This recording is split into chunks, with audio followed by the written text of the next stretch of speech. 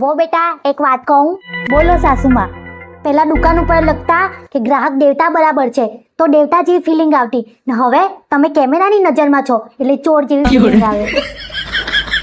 સાસુમાં, doctor એમ કીધું કે તમારો 5 કિલો વજન વધી ગયો છે. બેટા ચિંતા નહીં કર, તારા મગજમાં જે કચરો ભર્યો છે ને એના કારણે વજન વધી ગયું છે. બહુ થોડા સમય પહેલા એલપીજી નું નામ શોધું, તને ખબર છે? ના, મને નથી ખબર. પહેલા એલપીજી નું નામ હતું લિક્વિડ પેટ્રોલિયમ ગેસ ને હવે એલપીજી નું નામ છે લે પાએગા ગેસ. બહુ ડોક્ટરે મને દાંતમાં સરો કીધો અને સિમેન્ટ પુડાવવાનું કીધું. તો શું સાસુમાં, સિમેન્ટ તમારે પુરાઈ દેવાય ને? અલી ગાંડી, ડોક્ટરે મને 900 રૂપિયા સિમેન્ટ પુડાવવાના કીધા. બાર તો હારી 400 ની આખી થેલી આવી જાય સિમેન્ટ.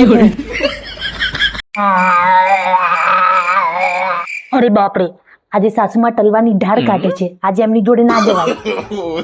બહુ આજે મેં એવી રસોઈ બનાવી છે કે તું આંગળા ચાટતી રહી ગઈ. બોલો સાસુમાં, આજે તમે ફરીથી મીઠું નાખવાનું ભૂલી ગયા ને? બહુ તમને ખબર છે રાત્રે ચોર આયા હતા. પછી ચોરોએ શું કર્યું? મારા માથા પર બંદૂક રાખીને પૂછ્યું કે સોના કિધર હે. પછી તમે શું કીધું? મેં એમ કીધું કે બધા રૂમ ખાલી છે, જ્યાં સોના હે વહાં પે સો જાઓ. પછી ચોરોએ શું કર્યું? ચોર બચારા હસતા હસતા જતા રહ્યા.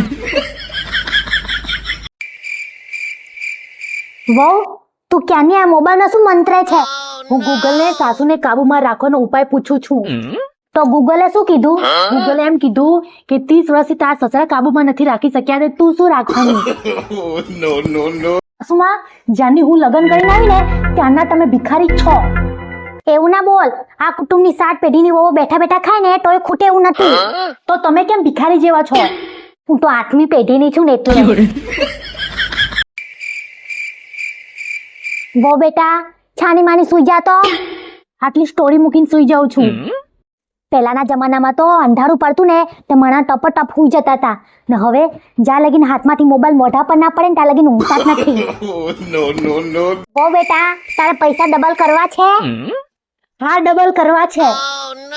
એક કામ કર, તારા બધા પૈસા કાઢીને અરીસા સામે મૂકી દે, પૈસા ડબલ. એક વાત કહું? શું છે સાસુમાં? સામે વાળી ડોસલી 10,000 નો ફોન લીધો તો સ્ટેટસ મૂક્યું અને મેં 10 લાખની લોન લીધી છે ને તો એ ઘરમાં ખબર નથી પડવા દીધી. વો એક વાત કહું? બોલો સાસુમાં. મારા મનથી હારો હોવું જોઈએ. સુરતનું શું છે? સુરત આપણા ગુજરાતમાં પણ છે.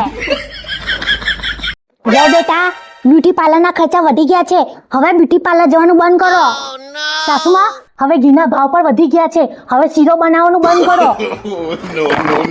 સાસુમાં, મારા નવા નવા લગ્ન થયા ત્યારે તમે ઓછું જમતા હતા અને મને વધારે જમાડતા હતા. એવું કેમ? પહેલા કરતા તારી રસોઈ ઠીકઠાક થવા લાગી છે એટલે. સાસુમાં, નક્કી આ થાળીમાં કંઈક ખાવાની વસ્તુ છે. હા વહુ બેટા તારી ધારણા સાચી જ પડી, આમાં મારા ચંપલ છે.